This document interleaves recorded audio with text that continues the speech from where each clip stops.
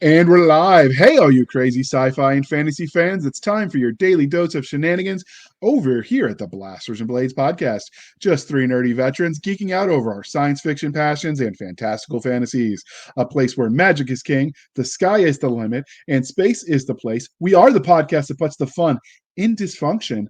So without further ado, we're going to let our guest, Mr. Rick Shaw, introduce himself. So, sir, can you tell our audience of listeners and viewers who you are and what you're famous for? I have done that fun and dysfunction. I like that. My name is Rick Shaw. I am, until this past November, I was a technology director and CIO in higher education. I spent 35 years running IT shops in the California University system, the University of California system, and a couple of community college districts. I also spent 5 years running IT in the magazine and internet media business.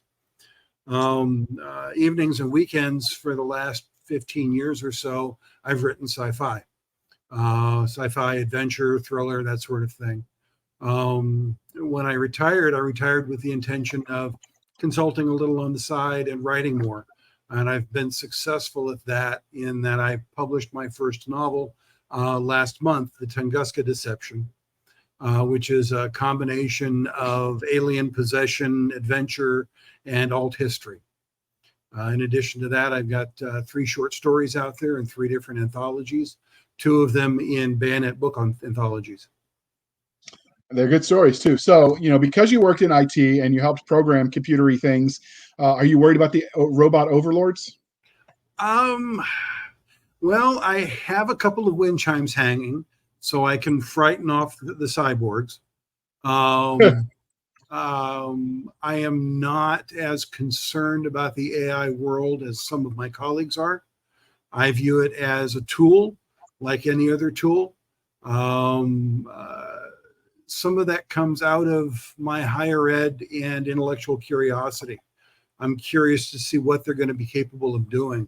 I know some folks are really concerned about ChatGPT and it having built much of its back end off of slurping stuff off the internet and potential copyright violations. And that's certainly a concern. But things are evolving so quickly that it's going to be real interesting to see how it sifts out. Do you think full sentience is going to be possible with robots? Because where does algorithm end and true thought begin? I don't know the answer to that one. We don't necessarily have sentience walking around the planet now. Very true. I've met a few. One of my dad's favorite lines was, if sense was so common, we'd have nothing to laugh at.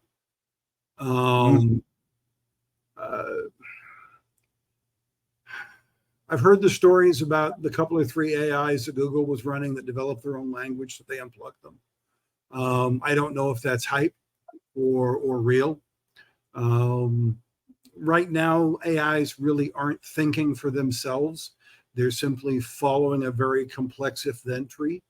I don't know that we're capable of programming something to do that. Are they capable of programming themselves to do that? I don't think so. But like I said, it's going to be real interesting to see how it sifts. Did you follow the Air Force thought experiment where they ran the simulation with the AI? So basically, they created a system to manage. So one of the big things in computers in general, and it works with people too, I use it on myself, is the concept of gamification. I'm sure you're familiar with that. Mm-hmm. So they created a gamification where the robot got more points, or the AI that was running the drone, to target SAM batteries, so anti-air missile sites that would, in theory, in a future war, would be dangerous to our fighters and our bombers. And so the drone's job was to go hunt these down and destroy them. And they got more points for destroying them, and that sort of a gamification algorithmic model. But it was controlled by a human who was running interference for the drone, while the human was saying, when it looks at the oversight, said, oh, that one's going to destroy, too many civilians, it's unacceptable, whatever, and it would skip the site. was the thinking behind the soldier or the airman, excuse me, operating it.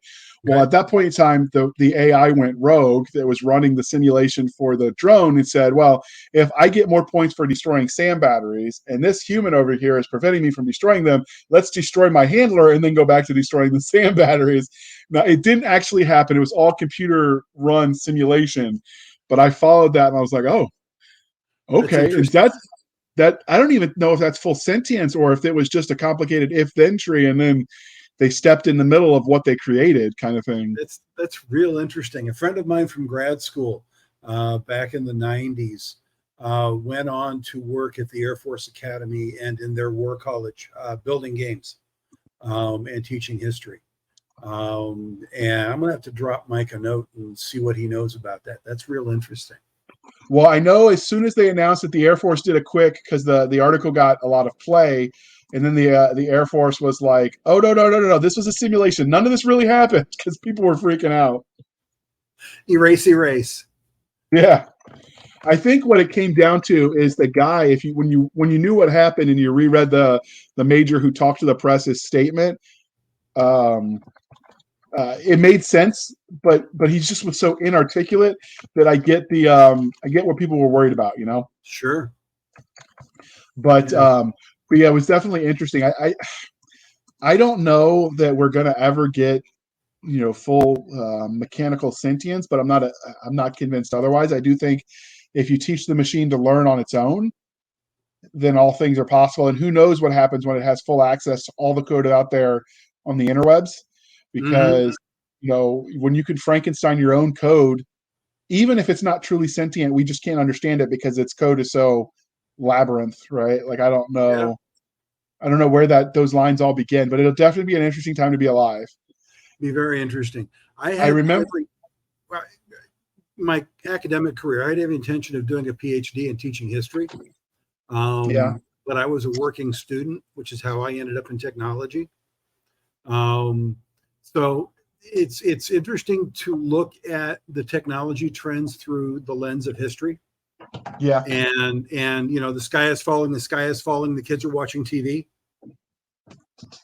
I mean, I remember the Satanic Panic with a few books and an RPG game. Oh yeah. So So the I the tend to have a different perspective than some folks, I guess. yeah, I don't know. It'll be an interesting time. I remember, so I was a history major, although my focus at grad school was colonial American history, mostly because I found some of the medieval stuff interesting, but I'm not great with languages. I barely made it through, modern German for my minimum required classes. Um, and so I was like, well, if I study American history, I don't have to learn a foreign language. Because even if you go to European history, the English, Well, pre-Saxon. you still got to do French because it was the language of diplomacy for 4 centuries. Well, not only that, but then you've got Old Norse, Old English, which is a Oh yeah. combination of the two, Old German. Like you've got to start learning. And if you've ever listened to what Old English sounds like or Middle English, Oh yeah. it's a whole new language. They sound similar sometimes. So I I was studied. having Go I ahead. was having that conversation with a colleague who's a writer also. We were brainstorming a story he's working on, and he's trying to do something far future. And I said, remember, you're talking about 1,000 years down the road. Think about the difference in the evolution of English in just the time from Chaucer and Middle English to now, and what it may or may not do. Just keep that in mind as you're trying. You're going to have to develop a whole new language or a conceptual construct. And his mind just started spinning. It got him going. Oh yeah, and he's scribbling notes. So one of the things you learn is if you've ever heard Shakespeare in the original Middle English, people don't give him credit for how lyrical everything sounded. It was Oh yeah. almost like music when you Oh listen to yeah. the way he turned the phrase. And so when people are struggling with it in English, it'd be interesting to see if someone could translate it in such a way that you got that lyricality with it. I don't know that it's possible, and then just the conversion of language with the way words mean. But because I didn't want to learn all those languages, because like I said, I struggled with modern. I tried Spanish and I couldn't roll my R's, but with German, you just got to sound angry and like you're about to spit on somebody, and you can make the noises mostly. And so I said, well, so much for medieval. Let's study colonial America because that's all English I understand. mean, the hardest part of that is reading the old typeface where the F's look like S's and stuff in the old print.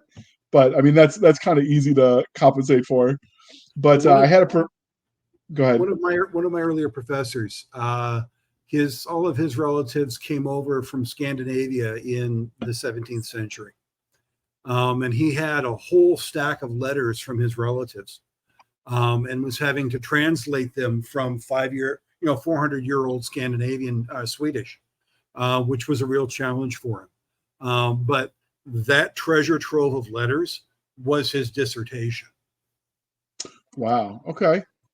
So one of my professors, though, was telling us that old expression, "May you live in interesting times."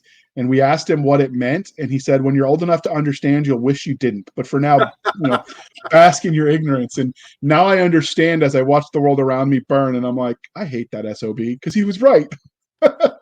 I spent a semester in the People's Republic of China. My graduate advisor accused me of being intellectually fickle, because my interests ran from the American Empire, late 19th, early 20th century, Teddy Roosevelt, that sort of thing, Right. Manifest Destiny, to modern Middle Eastern history and modern Chinese history.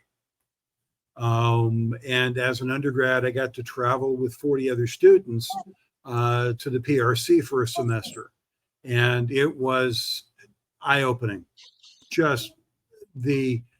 I had two or three, we stayed at a university in the city of Jinan in the province of Shandong. And I had 2 or 3 conversations with American history students from a Chinese university. Oh. And the radically different perspective of the same events and the same facts lots and lots of beer and other alcohol were consumed as we were debating things. We'll just leave it at that.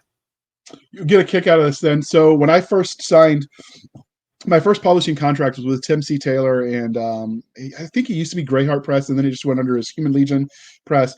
But so at the time, this was DocuSign wasn't really a thing in 2016, so you had to have print copies where you had to sign in person, like sign it in pen. Yeah, and so I sent that to him, and UPS or FedEx or whoever mails international lost it. So they're like, "Well, we'll let you." We won't stress the wait as much. Just, we'll get it over there. Cause I told him, I said, this is a contract. This is a time I paid to not quite overnight, but, close. And so because it was close to the 4th of July and because I knew I wasn't paying for the extra weight, I sent him a Lipton's tea bag and signed a little note. I said, was visiting Boston, stopped by the harbor, found this, thought you might want it back. Because the day before I sent that, he sent me the Happy Colonial Treason Day. And then, yeah, with a few expletives that the Brits are famous for that will get me censored on the platforms. So it starts with a C and a T. Those are the kinds of Britishisms that they use those words like we use the F-bombs. Yep, they do. It's funny what is censored in some places and not in others when it comes to curse words and where the lines are of this is acceptable over here. Oh, they certainly do. Like they're way more censorious in Europe with guns and stuff, but they'll show nudity on daytime television with no thoughts. We're the exact inverse. You want to kill somebody on daytime television, blow them up and show all the gore, you're totally okay. Show a boob, ooh boy, that better be after 9:00 and you're given an X rating. It's, well, I mean, obviously not X, but like it's funny where all those cultural lines are. Oh yeah. When in theory we're all Western nations and should be similar. Oh no, the prudish nature of much of American culture fascinates me. It makes no sense to me at all. But I grew up in Southern California, which has a very different set of sensibilities from the Plain States or the Bible bumping South. Yeah, or even just the East Coast in general. Oh yeah. Because we got the Puritans that settled up north. Do you read academic books still for fun, like textbooks on history and the like? I have a whole shelf of them behind me. Have you read or heard of Albion Seed? LB&C? Albion, Albion. It is a book.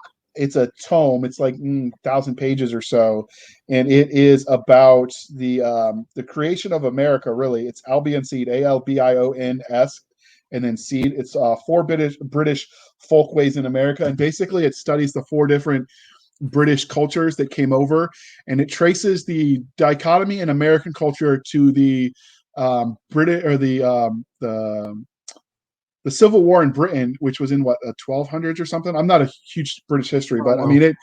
Cromwell, yeah, it goes all the way back to Cromwell and how the cultural divide with the Anglicans and the Catholics and the Protestants and how all of that factored into where American culture came and where they settled. And it's fascinating how some of that stuff plays the long arm, which ties into fiction, because everyone, you write a story and you'll have, oh, well, this character, make one passing reference to one incident that happened in this fictional history, and then they let it go without thinking, well, if that did happen, what would be the knock-on effects?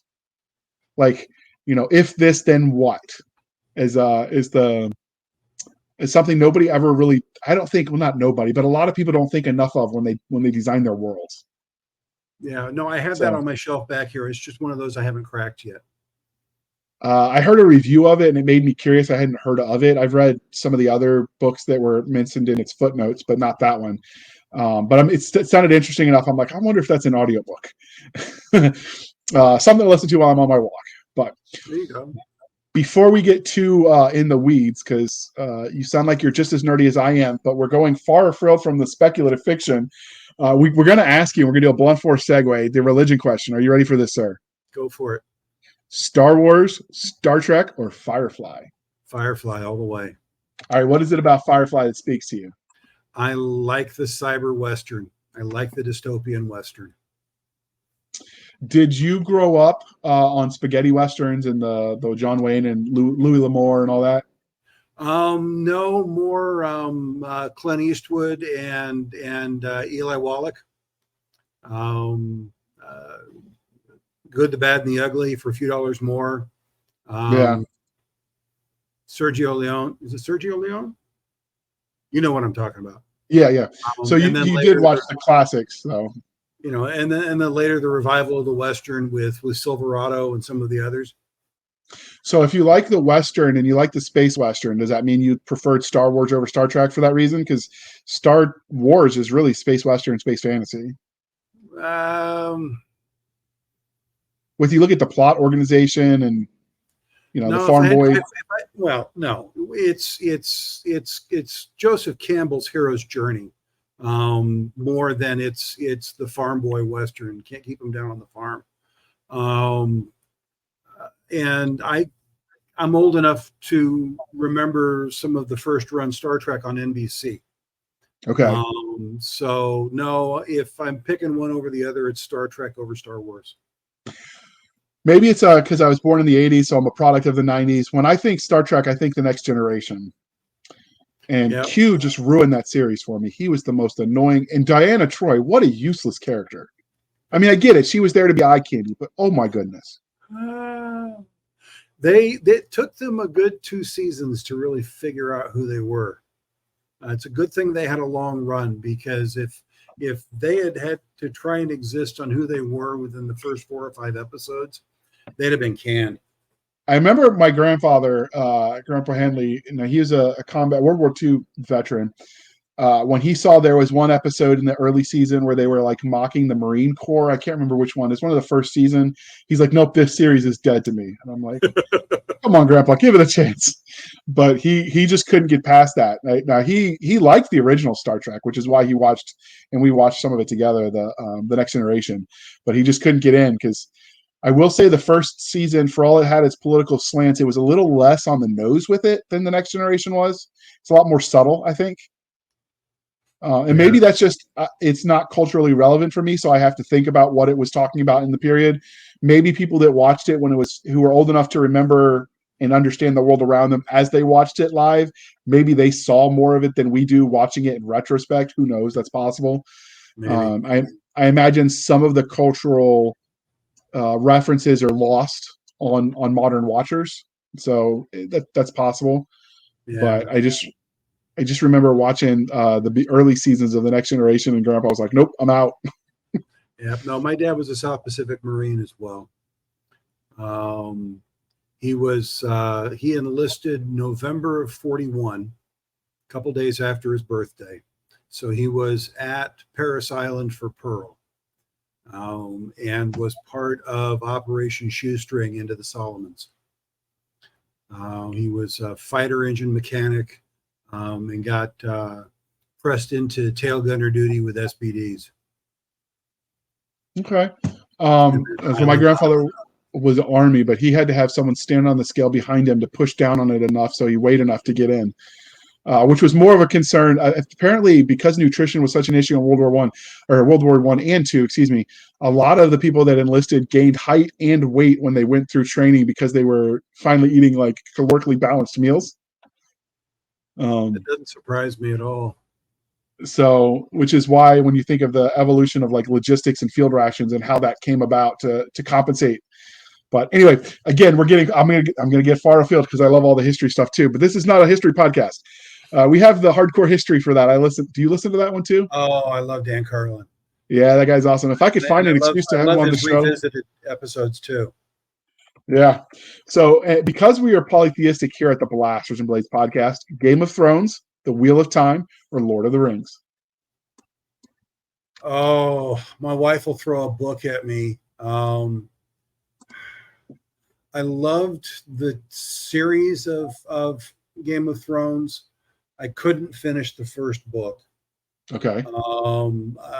Martin's writing, I loved the notion of structuring it chapter by chapter with a different character's POV, but his writing was just so dense. And along that same line, I finished The Hobbit. I finished LOTR. I couldn't finish Two Towers. Okay. And I've never read any of Wheel of Time. Okay. So what's your defining choice when it comes to fantasy as a genre then? I don't read much fantasy. I really don't. Lori's the fantasy junkie here in the house. If you look at her, it's her bookshelves and my bookshelves, and they're very different. Do you organize them differently? Well, to suggest that mine are organized at all would be a stretch. Where she has hers all by author and then chronologically by release. Okay. I love historical fiction. I'm a huge Ken Follett fan. Cromwell.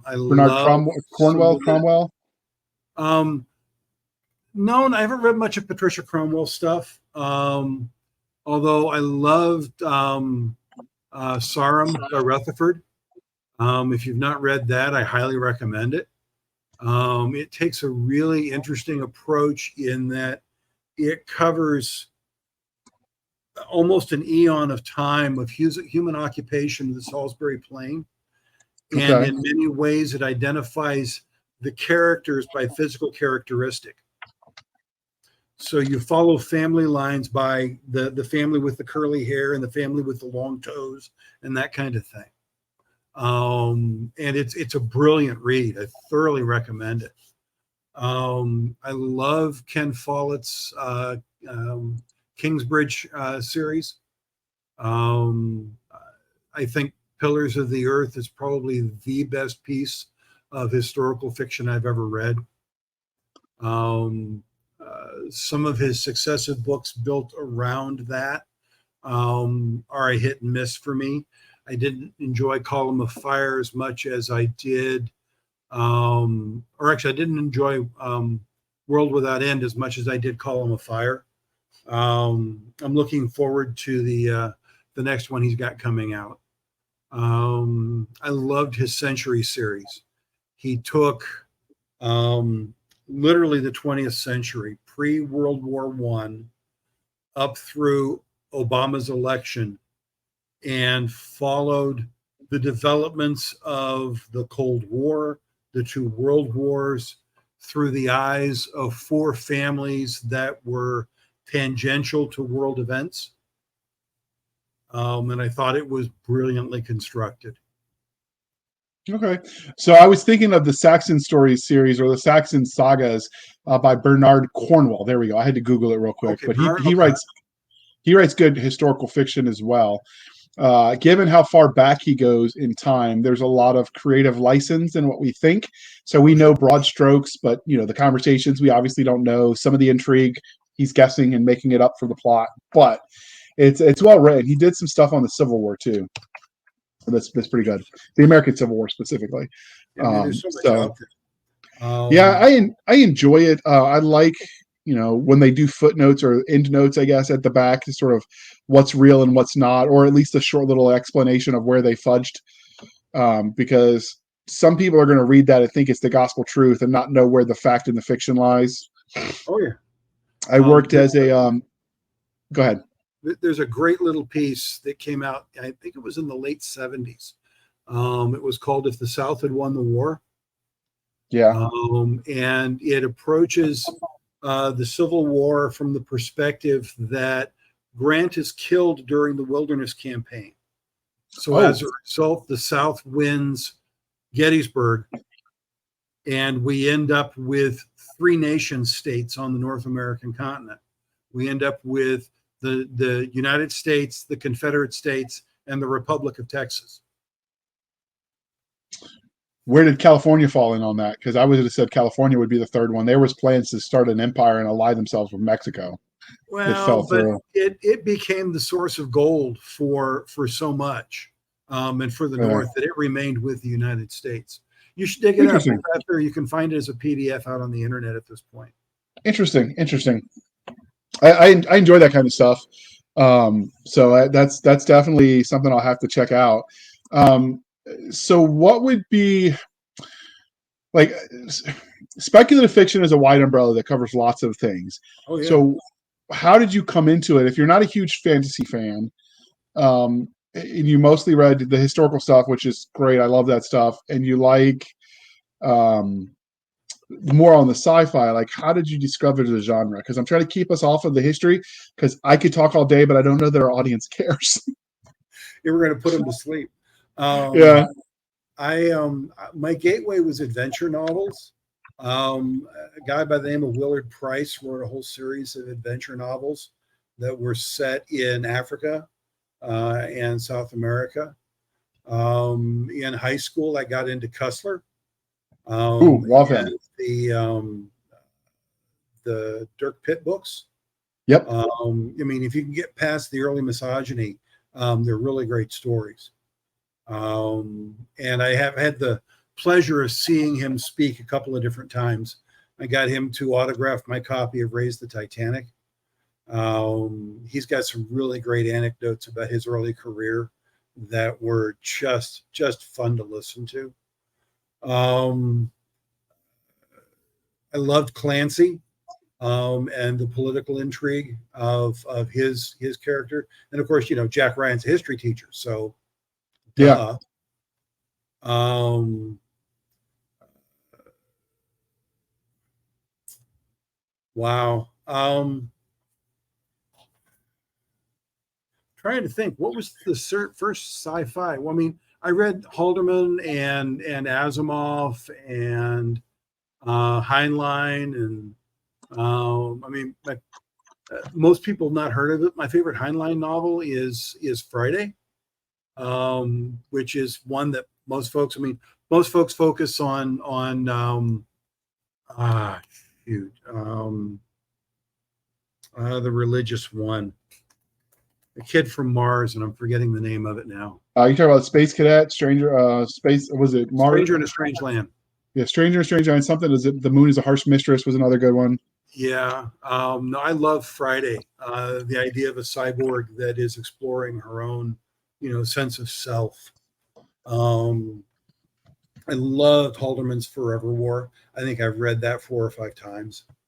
I think that was probably my path in. I mean, I loved some of Asimov's shorts, I, Robot, and that collection. I loved Foundation. And I actually like the adaptation that Apple has done. I think they've done a good job of staying true to it. I think that was my path to it. Okay. Um, did you read any of the he did the Philip K. Dick. Did you read any of his stuff? He was Oh, pretty big back in the day. Hitchhiker's Guide. Yeah. Uh, he also did a lot of short stories that he's the author famous for having the most of his content created into movies because his short stories, like he did Well, the Androids Schwarzenegger, dream of electric sheep, yeah, which which was became the later. no, he also did the one that became the Arnold Schwarzenegger one where the fake memories on Mars. I'm trying to blank on the name. Oh, Total Um, Recall. Total Recall, yeah, that was another like he did lots of good stuff that got converted. I enjoyed a lot of his short stories. Um, so I came into reading through short stories. My sisters were both in Girl Scouts, and so I was the tag along with my other sibling. And they basically stick you in a corner, give you a book, and say, "Don't bug us." It's kind of Yeah. approach. But they were girls, and we were young boys. We didn't want to bug them at the time. That changes in a few years, but and so I spent my time reading like the Reader's Digest versions of a lot of stories. So for me, that's why I publish the anthologies. I'm pretty passionate about short content because sometimes that's the gateway to get people to read. Oh You yeah, know, absolutely. so I enjoyed it. Um, when you have time, do you still read some of that short content and or shorter? Because I guess what's a novel back then is a novella now. I do. I do. When I want really good hard sci-fi, I love some of Howard V. Hendricks stuff. Horizontal fruit, horizontal fruit of the horizontal food of. I'm butchering the title. I'm blanking on it. He's got a novella out that'll blow your mind. Um, Cities of the Full Moon. I knew Howard when I was at Fresno State. His wife taught in the English department, and he and I became friends. His stuff's way out there. It's work to read, but it's rewarding work. He's like reading Umberto Eco. I don't know if you read any of Eco's stuff. Uh-uh. Umberto Eco wrote Foucault's Pendulum, Name of the Rose, which became a movie with Sean Connery and Christian Slater. Oh, and Ron. Okay. And they did an okay job adapting it. Um, Umberto Eco was a linguist who wrote novels, and Name of the Rose, you'll be reading along and it smoothly transitions between Old English and Old French and Church Latin and English, and it follows and you can track. And it's work to read, but it's rewarding work. I highly recommend Name of the Rose. It's a phenomenal read. It's set in a 13th century monastery, and it's a murder mystery. Okay. Um, Sounds interesting. And I would say, I want, we're going to have to do an episode on what exactly speculative fiction is, because I'm curious now whether alternative history would qualify. And if we're guessing on the history, I think it where the has to. line, I would think so, but it's definitely worth a discussion on what exactly qualifies. Could be fun. But like where the line, because at a certain point in time, if you go back far enough, you're guessing on a lot of the day to Oh day yeah. stuff. We know the big events. We could say the king was this person, this was their court. I couldn't tell you what 12th Knight from the Right's name even is, unless he did something that got him in the official minutes, I guess, of the court. But we write stories about them and we call it historical fiction. And where does that fall? Is that considered just historical fiction? When does it become speculative fiction? Because we are guessing on a lot. I don't know. It's an interesting, Well, interesting. it becomes spec fiction. It becomes alt history when it deviates from, in my opinion, the academic record. When it deviates from what we know from peer-reviewed history. Um, uh, Pillars of the Earth by Follett is set in a fictional cathedral city during the Wars of Succession between Stephen and Maud. Okay. Remember, Henry Henry and his heir die. Or Henry's heir dies in the White Ship sinking in the Channel, and there's the running feud between Stephen and Maud, and who's going to succeed, and the main players, the political players that are abstracted from the Kingsbridge Priory, but engaged in it because the bishop's a political character, the earl is a political character, and they're involved in a periphery of whose army is fighting with who, where the succession's concerned, and that all impacts on this little cathedral city. And that's none of that is peer-reviewed history, so it's all abstraction from what we know from the period. Yeah. Kingsbridge doesn't exist, but we know that shoot, what was his name? The bishop that was killed. His head was lopped. His head was split open in his church. Not Becket. Anyway, that's an event as part of this story. So again, phenomenal read. And Follett does an amazing job weaving culture and what we know and the political world around as it impacts this city, this community as it grows. He's the Archbishop of Canterbury. Yes. 1160, 1170. I'm trying to remember. Yes. It's been a while. But yeah, Thomas Becket was the Archbishop of Canterbury. Canterbury Tales. Yeah. Yeah, it's definitely interesting to figure out because there's a lot once you go far enough back where there is a lot of guesswork on the day to day.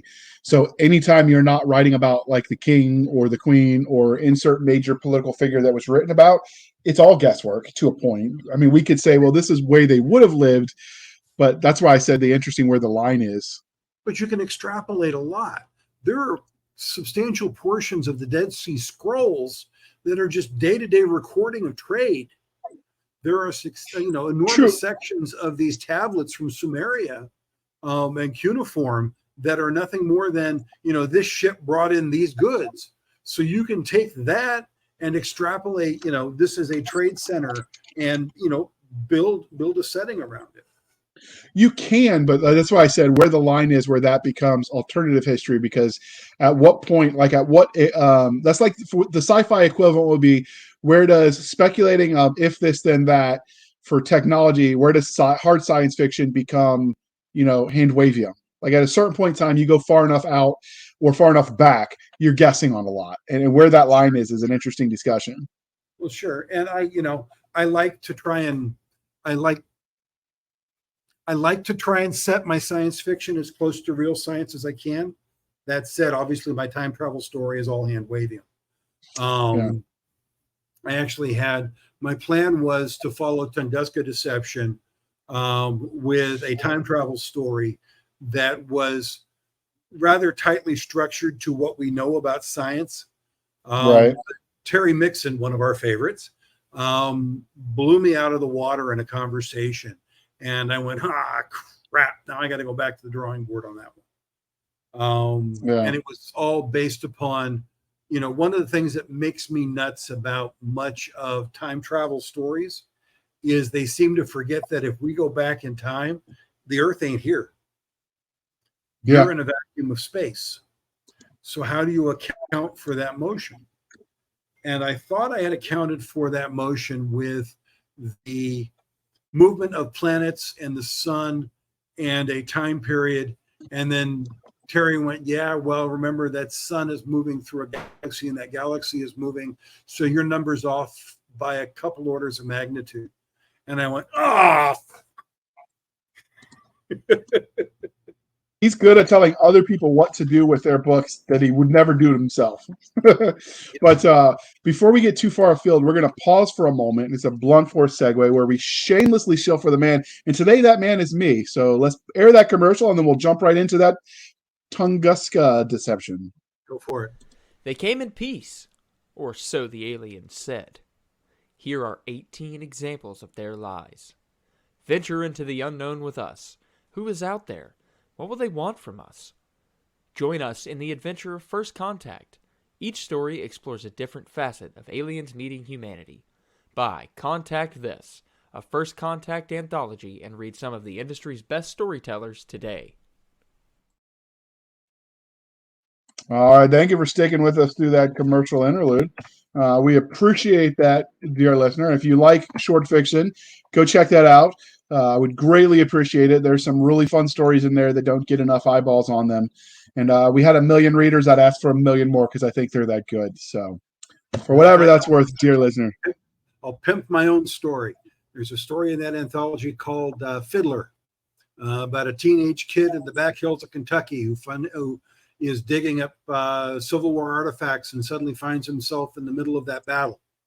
And there's aliens and other stuff. Go find it. It's a good story.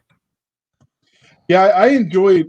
The only problem is I've never met a short story I couldn't envision turning into a series. So for me, it's all about controlling yourself because otherwise you get yourself in trouble and too much. And then you'll get the inevitable reader who insert anthology. I really liked that story. Why don't you write that as a series? And I'm like, and then you hear new authors like, how do you come up with your ideas? I'm like, no. The question is, how do you turn them off? That is more my problem. And then how do you focus on just one, 2 true stories. Fiddler, I scribed out in a matter of a couple of days, the first pass of it. My wife likes that story so much, she thinks it should be a novel. She wants me to write the novel. And because of the way it's structured and the open hooks, she says, it's a series for you. Go write it. And I went, no, dear, it's a standalone. The second short story I'll share with you is one that you published for me in From the Ashes. And I'm going to share this story. I hope you don't mind sharing it. No, not at all. You and I were texting online, chatting back and forth online. And I said, so what are you doing with your anthologies? And you said, well, as a matter of fact, I had an author back out on me.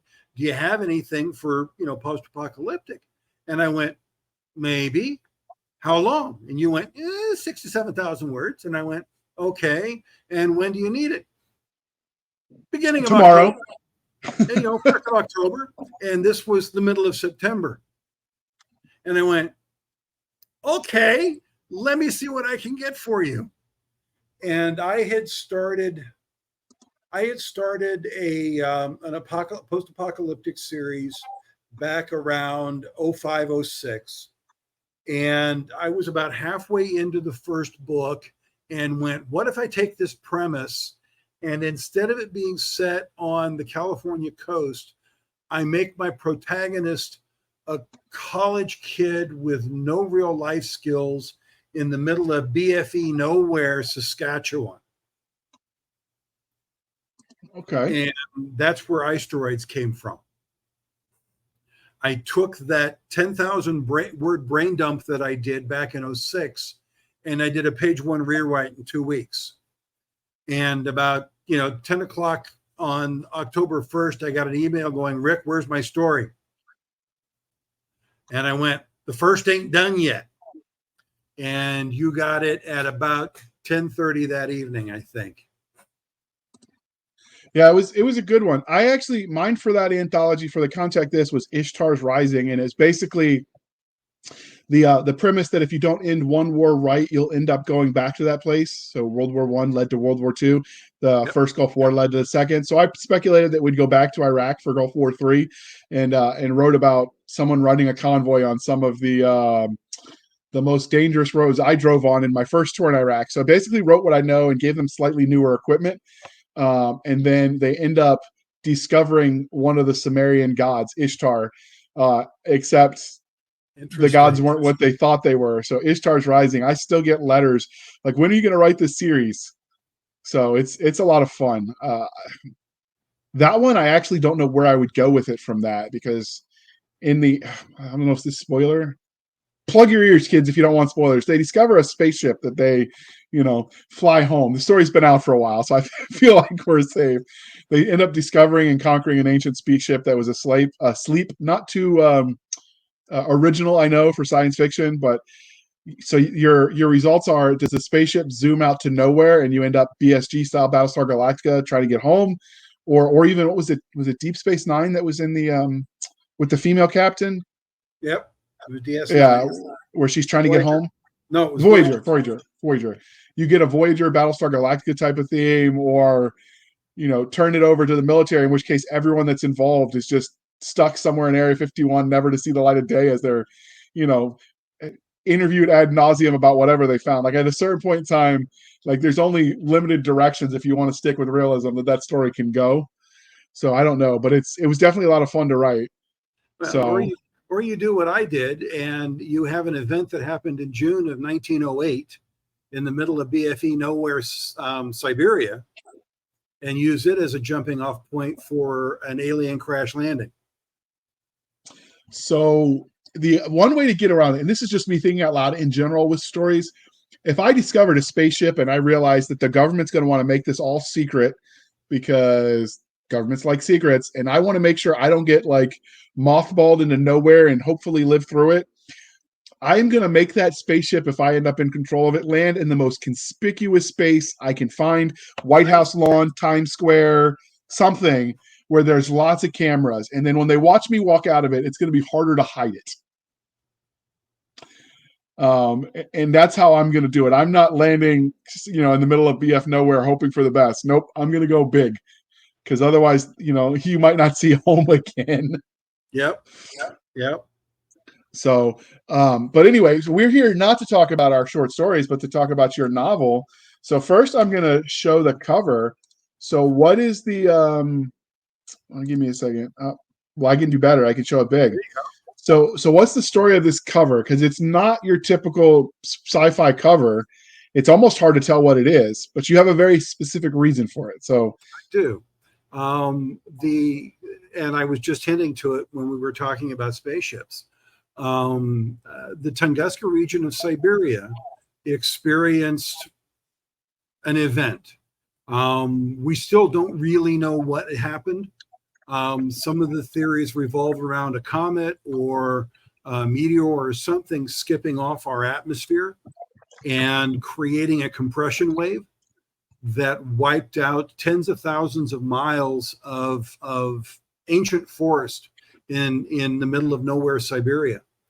And because it was the middle of nowhere Siberia in 1908, there are very few firsthand accounts reporting of it.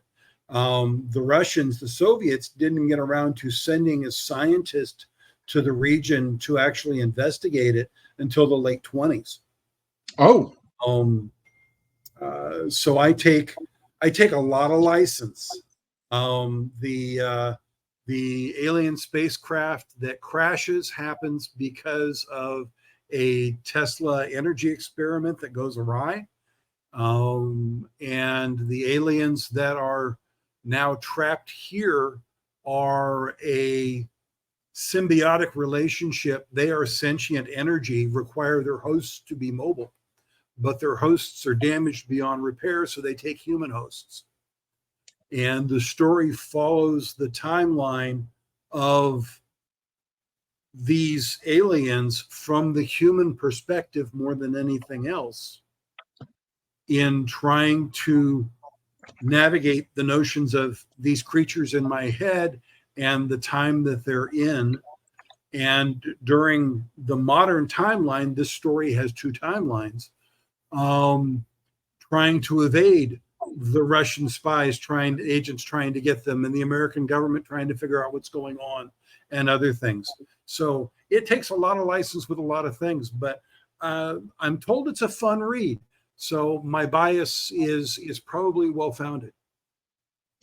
Are you familiar with the symbiotes that they cover and what that relationship could look like in the Stargate series? Oh, very. Was that inspiration when you were writing this, or just coincidental similarities? No, not really. The impetus of the entire story came from the bizarre notion that what if aliens were here, but rather than being in a physical form, they were sentient energy? And what would that look like as far as having to have a host, and if they were a human host? And I started playing with that idea. I actually used that as a jumping off point for a NaNoWriMo project. Wrote 45, 50,000 words. I won that year, so I did 50 plus thousand words. I'm part of a very active writers group. I took the prologue that I wrote, which is this inciting event, with what I thought were throwaway characters. And my writers group said, Rick, we're going to see more of these characters, right? And I went, no, they're throwaways. The real story's over here. And they went, no, Rick, let me restate. We're going to see more of these characters, Rick, right? And I went, okay. So I went back while I was working on the other timeline, and I thought long and hard about it. The next year's NaNoWriMo project was that timeline and what those characters looked like. And then I wove the two stories together. So it's about 100,000 word novel? It's a little over 80,000. Okay. So what was the impetus that's made you like, okay, so let's start with, what would be your 30-second elevator pitch for this novel and the series I presume that follows? It is not a series. It is a standalone. I left a couple of hooks in there that if I wanted to go back and do it, I could, but I don't have any plans to do that yet. But the elevator pitch on this novel is literally just that. You know, we're obviously not alone. Our protagonists, Finn and Echo, find themselves as hosts to two of these beings and trying to navigate attempts on their life and find a way to get them to their rescue vehicle to get away from the planet. Okay. So what made you decide to turn this one actual historic event into something more? Well, that's interesting. I liked the idea of leveraging an actual physical disaster. And I've always been fascinated by the Tunguska event. I always thought that it was really one of those really interesting unknowns. I've also been fascinated by things like supervolcanoes. The one in New Zealand, the one that's under Yellowstone, the one that created a year without a winter when Krakatoa went off. The Tunguska site created a nice inciting event for a long-running, essentially, chase of aliens. And I had a lot of fun writing it. Siberia is the home of a lot of those sort of mystery type events. They've the missing hikers that they still don't know what happened with in the 80s, that mysterious death circumstances. They've got, remains that are discovered that they don't really know what to do with. How much of that is really the Siberia weirdness, like I guess the land equivalent of like the Bermuda Triangle?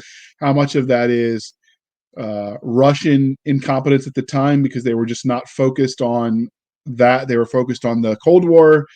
How much of it's propaganda because both nations have lied to each other in an effort to push the Cold War? So I don't know. It's an interesting place to set a story, I think.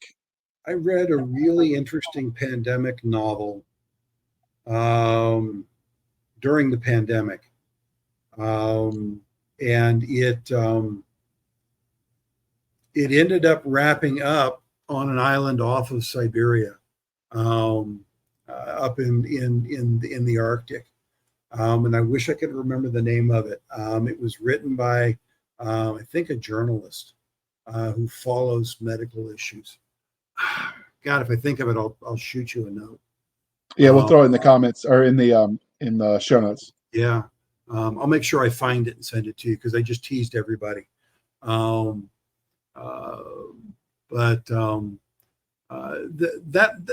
whole genre kind of fascinates me.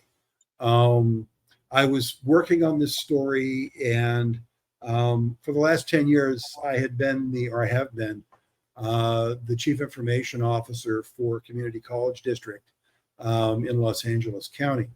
And I was having a conversation about the story I was writing with the then VP of Academic Affairs, who was an English professor. And I was talking about the event, and she said, there's a whole world of lore out there about that event and Tesla. And I went, really? Tell me more. And she says, well, my daughter's the junkie on that. So she sent me some notes, and I took that and ran with it and used some of that internet lore or historical lore of Tesla's energy broadcast experiments, the Wycliffe Towers and other things. And it was the Tunguska event was a Tesla experiment that went awry and accidentally brought down this alien spacecraft who was here for research. Interesting. I don't know. There's some whole interesting thought experiments you could do for alternative history on what happens if Eddington hadn't stolen all of the stuff he did from Tesla, and where Tesla might have ended up instead of a bitter drunk at the end, and what other ideas he might have brought to fruition that would have vastly pushed forward our technological timeline. I have a thin Tesla timeline in this story that leads all the way up to his death. Did you continue with the reality where he was robbed? No, I continued with the alternate notion that he was a host for one of these aliens. Oh, so that's how he was getting his brilliant ideas. Interesting. Yep. And he was the host for the ship's engineer. Makes sense. I'll buy that for $1. Do you plan on? You said this is a one and done story. Although if there's a wild runaway success and people want more, obviously you could get more. Do you plan on playing in this universe, or are you going to move on to something else after this? The next project I'm working on, I'm dusting off a post-apocalyptic series that I was playing with. Actually, the one that Asteroid came from. Okay. In fact, because I now have the rights back from Asteroid, thank you very much. It's going up as a promo giveaway through the 20 Books organization, 20 Books to 50K, and the International Association of Science Fiction and Fantasy Writers, authors. Craig Martell drives that group and goes monthly through a number of different subgenres where they do promos with free books or short stories to help build email lists and help authors build their brand. And I've reformatted that short story as a little standalone ebook, and it's going up at the end of the month as part of that promo. Okay. So, getting back to the Tunguska deception. Tunguska deception. There we go. What can you tell us about your main characters? Well, the two entry-level main characters in the inciting event are a retired captain of the Tsar's Guard and his wife, who have been granted a vast plot of land in Siberia in the Tunguska, and he is the Count of Tunguska. And he and his family witness the event and become hosts for the first three of the aliens. The current timeline is a programmer who works for the NSA, and a third-year medical resident who gets pulled into the intrigue when an attempt is made on Finn Moffat's life. So if I remember correctly, you said the early 1900s. So this would have been at the tail end of the Tsar even existing. Correct. Because, he's toppled after during World War I. Do you cover with that character because a lot of the former Tsarists didn't fare so well in the Soviet Russia. So is that addressed with that character, or do you cut it the story? Not at all. The vignettes start with the inciting event and them coming to terms with the voices in their head, primarily his wife. The next series of vignettes occur after the Civil War, and the Soviet Union has established itself, and it's Stalin's Soviet Union at this point. And I leverage the expedition sent by the Science Federation, headed by a guy named Leonid Kulyk. And Kulyk leads this expedition to the site. The early characters become guides for this expedition, and ultimately Kulyk ends up becoming a host. And then later, those characters end up in other places. We'll go with that. Okay. So the revolution, the whites losing, the fall of the Tsar, the fall of democratic Russia and the Duma, and the Soviets winning are all peripheral to the events around this community. Okay. Do you follow, like, where for your modern timeline, what do you consider, well, modern obviously, but like where do you, on a scale of, on a chronology, where is modern? Well, in this case, it's current day. So obviously the USSR, the wall has fallen, all of that stuff. So Yes. how much of this research did you, I mean, did you have to learn Russian to do this research, or No. do you so you relied on English sources for this? I relied on my own past historical history, Okay. my knowledge of Russian and Soviet history, my knowledge of the Cold War and the space race. I lived much of that. I was born in '62. So I remember the latter half of the Cold War, certainly the fall of the wall, the rise of the Russian Federation.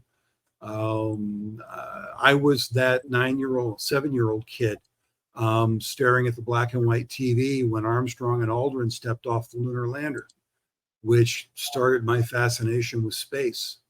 I'm a space junkie. So I take advantage of some internet myths associated with the space race as well.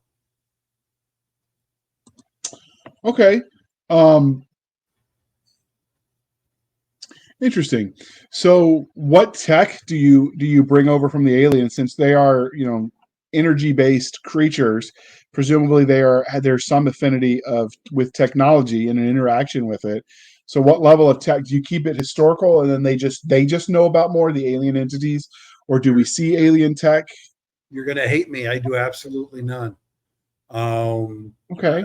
And they are a crew of 4, and they are here on what they classify as a research mission following human development as a scientific endeavor. Our main characters, Finn and Echo, discover that part of that endeavor is looking for new hosts for their race, because their current race of hosts is generationally killing itself out and no longer compatible with them. But that happens as a side story down the road. They are, as far as our main characters are concerned, they are accidental hosts. You find out it's not quite so accidental, because there's a quirk with our aliens and our human hosts, that there is a synaptic development with left-handed folks, that some left-handed folks are compatible hosts and have the capacity to interact with them. Otherwise, the alien is just along for a ride in their meat puppet. Interesting. And left-handed folks are rare as it is. That's not the norm. They're about 10% of the population. And then if you're looking for a minutiae, a portion of that portion, I mean, you're not talking about a lot of hosts. No, you're not. So one of the scientists that's among these aliens is talking about genetic manipulation to try and enhance that. Okay. That sounds interesting. It definitely, I mean, have you gotten any feedback from readers yet? I know you just published it about asking those questions about like when are we getting more? Because there's definitely feels like there's a lot of meat left on the bone with this idea. There's a lot to be had. The aliens do end up leaving. Spoiler, folks. Sorry.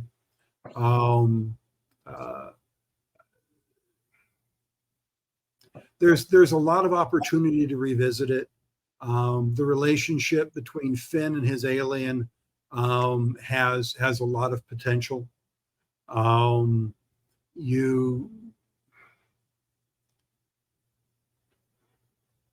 Without giving too much away, there are a lot of opportunities for things like Greg Bear's Darwin's Radio and the next iteration of human development. If you've not read Darwin's Radio, I highly recommend it. Greg Bear did a phenomenal job with that story. Okay, I'll have to check that out. I add it to my many pages deep to be read list.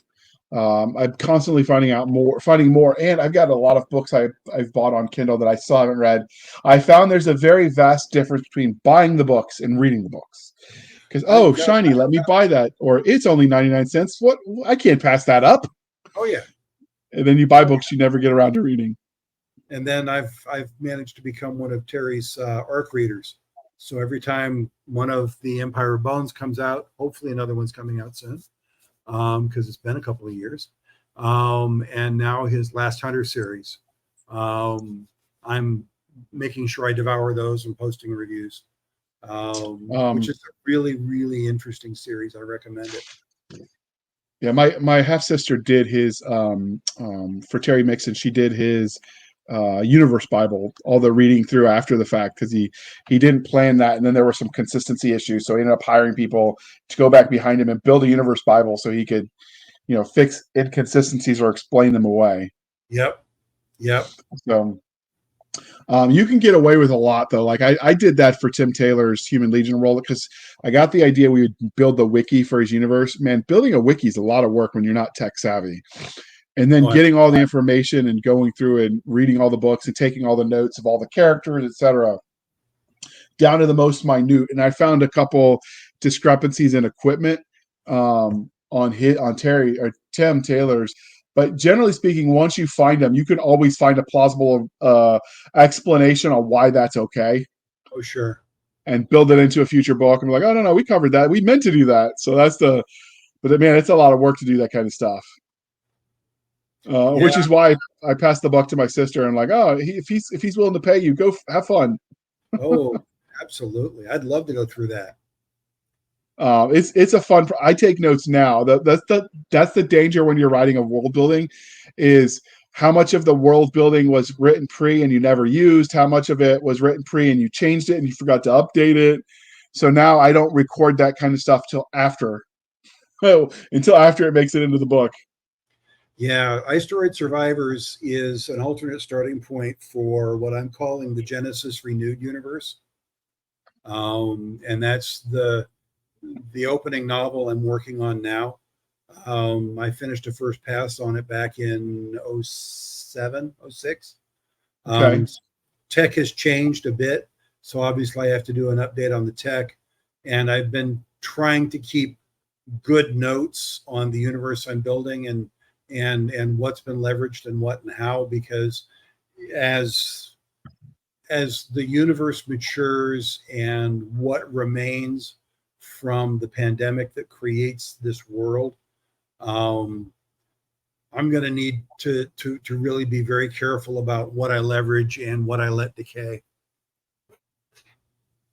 Yeah, that's the problem. Like I said, you got so many ideas, and what do you do with all? I got more ideas than I got time. So. Yep. And given that life is finite, that's probably will always be true for the creative types. Yep. I love the meme that goes around. It says, I'm not hoarding books. I want to make sure I have enough books if I have 173 years of being cloistered to read. Yes. And I've joked with some of the authors I like. I'm like, do you mind just taking a decade off so I could catch up with you? Because that's some of those authors putting out those books so fast. I'm just like, Lori, my wife's been reading Terry's Empire of Bones series. She got through book 8 and then decided she needed to take a break, but she'll go back to it again. I She's think a rabid reader. I'm up to book 11 or 12. I know the last one he published a while ago, I didn't finish, but it just opened up with some main characters and I just wasn't able to follow it in audio. I don't know if I've just forgotten who they were or what. I do that periodically and then I end up starting in the beginning again. And so I've read the first 8 books probably 12 times. That's partly TBI and partly because it's comfort food kind of thing. Oh yeah. So there's a lot of room in that universe to explore too. I've done that whole series a couple of times, and we'll probably go back and do it again because he's done a really solid job of building a world around Jared and Kelsey, and the succession, and I think it's well crafted. I mean, even with jumping the shark on the alternate reality with the alternate Kelsey. But anyway, sorry folks, more spoilers. I didn't find that jumping the shark. It made sense, and he didn't let it go too far afield that I remember. But I don't know that I read far enough where they resolved that, and I know they did in later books. No, they haven't yet. They only, well, I won't dive into spoilers. I loved the room full of alternate Carls. Yeah, that was fun. That was a fun event, and I like the way he explained it. So we actually did. Go ahead. No, and I really have enjoyed the character development of Carl. I really have. He's got his own series in him at some point, I think. He's got. I mean, I don't know that the alternate universe, the pentagram. No, starts with a P. One of the alternate kingdoms that he star kingdoms that they encounter. There's the offshoot kingdom. Pendergast, there we go. Like that could be its own series too. And if they explore left where Terry's group went right, like that all works. Now the problem runs into is if he doesn't really have a map and it's just in his head, you could end up with contradictions. But he gets away with that by saying change the frequency and each one can go dozens of places. So like I don't know, there's lots of room to explore. He talked for a while about getting someone to co-write spinoff series, but it just didn't happen because he started writing for Chaney. Yeah, I had a conversation with him about his post-apocalyptic piece, Scorched Earth. But our writing styles are just too different that it didn't mesh. So did you actually get to the point where you were outlining, or was it just a proposal?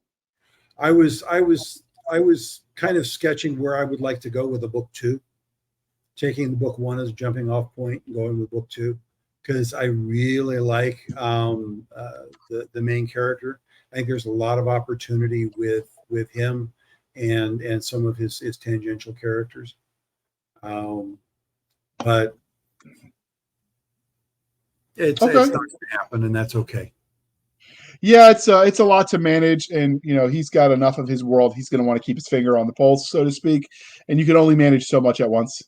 Only so many hours in the day. And I understand the Last Hunter series is paying his bills right now, so I get it. That's a good thing. Bill's got to be paid, and Donna needs new shoes, so he's got to do what his wife tells him to. Yeah, I'm looking at the Genesis Renewed series to probably be a 5, maybe a 6-book series. And I've got a couple of other loose outlines of some other things I want to write as well. So I may or may not plow through that in one run. I may break it up and then come back and revisit. I don't know. Yeah, I have the Project ADD thing going on all the time, so I'm constantly fighting to keep on track, one at a time. So, but we've been at this for a little bit, and I don't want to get too far afield because we've been having a fun conversation. So I hope, dear listener, you've enjoyed it. But if you wanted to circle back to the Tunguska deception, give us your convince them to read it pitch at the end. So that way, we can circle back to what brought us here. Link to the story will be in the show notes. Sell the reader one last time on this series. Oh, it's just, I think it's a great little sci-fi adventure. It's got historical fiction. It's got Tsarist Russia. It's got Russian spies and Tesla. It's got alien possession and internal dialogue arguments that will make you go, huh? And again, at the end, it's got opportunities for more. And I'm eager to hear what people think about it. So is there a chance you're going to turn this cover? Because we circling back, that cover was from the actual event, the image of the forest. Is there any chance to get a more vibrant version of that image to make it pop? Because that's kind of it blends in together. There are only a handful of pictures of the area, and all of them come from the Koyak expedition in the late 20s. I kind of like the muted background and the mystery it kind of creates. Maybe this is just me being colorblind, but the reading, the titling, the wording on that is kind of hard to see. Yeah, are you a red colorblind? I am technically red-green colorblind, but I have what they call a color differentiation disorder, meaning I only see the primary colors, and shades of whatever mess me up all the time. Yeah, the original photograph for this is in sepia. That actually, if you did sepia and black and white, or black for the print, that actually might pop more. Because that's this, I can see daguerreotype style imagery, like the pictures from like that tan-ish vibe. Like I can see those. It's the whatever color you use for the writing blending in. It's the problem for me. Yeah, it's all red. It's all vivid red. Yeah. So interesting. So you should weigh in, dear listener, in the comment section where we share this over on the Facebooks or on any of the video platforms or audio platforms well, if you're audio platforms, you're not seeing the cover, but once you check the cover out, you should weigh in and tell us what you think. And maybe it's just me and my color blindness. Tell them if you think the cover would pop better with black writing.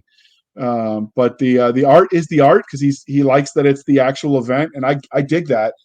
I might have hired an artist to do a rendition of that in high def, but there's something to be said for quaint and original. So, well, I've had some Photoshop skills, and I played with a number of ideas, like converting it to, a grayscale sketch. Yeah. But in the end, when I started doing the overlay and the fade, I kind of liked it, so it's what I stuck with. Works for me. And if you're curious about the Empire of Bones, that is episode 11. We did a book review of the Blasters and Blades, so check that out. It's worth listening, worth reading the books. Veronica Jaguar, who's been a guest on the show, she was one of our first narrator profile stories, and that was she's the narrator for those books. So with that being said, all of those links will be in the show notes. But Rick, how can listeners and viewers find you on the wild, wild interwebs? Oh, well, the easiest way is rickshaw.com. I am www.rickshaw.com. I've owned the domain since 94. Nice. Back in the wild, wild west days. It was a site for my consulting business for a long time before I turned writer. I'm on Facebook. I'm on Twitter. I'm on LinkedIn. I'm on Instagram. But you can start with rickshaw.com and it'll get you there. And all of his sublinks are linked on his website, so it makes it really easy to find. Just click the hyperlinks from there. All right. You can find us, dearly. Oh, well, first off, before we say that, any plans on getting this in audio for those that prefer audiobooks? I'm looking at the ACX revenue share model. And we'll probably start trying to audition narrators soon. I have a son who's very interested in voice work. I've got 4 boys, and I've got an adult son who's very interested in audio work. He may end up doing my future books, but this one, to get it out in audio, because I think it needs to soon, I will probably follow the ACX revenue share structure. Okay. All right. And then as we bring this home, you can find us over on Linktree / Blasters and Blades podcast. Again, Linktree, linktr.ee / Blasters and Blades podcast. That'll link to our BitChute and our Rumble. YouTube does not like when we link to them, so we figured a workaround. It's also got all of our other links. We are on Twitter at twitter.com/SF_fantasy_show, Sierra Foxtrot _fantasy_show. We are emailed at blastersandbladespodcast@gmail.com. Again, blastersandbladespodcast@gmail.com. I promise we answer those. I check those at least every other day, that email. So if you have recommendations, questions, etc., that works. We have a Facebook page where you can find us. Just type in the name, but we don't have a dedicated URL yet. I am not the owner. That is Doc, so I don't know what's required for that. But at some point in time, we will get that squared away. Look how long I think it was a year and a half where I said, we'll get to BitChute and Rumble eventually. Speaking of those platforms, our new listeners over there, we're glad you found us. We're glad that you're enjoying the show. So don't forget to join us and talk to us on the places. We are on Facebook at facebook.com/groups/Blasters and Blades Podcast. Again, /groups/Blasters and Blades Podcast. That's where all the shenanigans happen. You can join the discussion and make recommendations, poke the authors, bug Doc Cisca about the horrific crime of pineapple on pizza. There's all the opportunities available to join the chaos. Or you can... Agreed.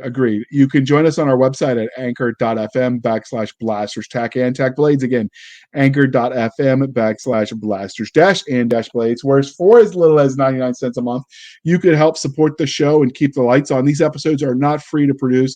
There is some overhead expenses involved. Right now, I eat those costs, but if you want to throw a couple bucks our way, we would greatly appreciate you defraying the costs. Or you could support the show more directly over at buymeacoffee.com/author J.R. Handley. Again, buymeacoffee.com/author J.R. Handley. Be sure to put in the comment section that it's for the podcast, and I promise I will keep my co-hosts, Doc Cisca and Nick Garber, duly caffeinated. They will drink till their liver explodes. I think it's their liver that processes that stuff. I really should consult a biologist. I am not one. And with that being said, thank you for spending some of your precious time with us. For the absentee Nick Garber and Doc Cisca, I am J.R. Handley, and this was the Blasters and Blades Podcast.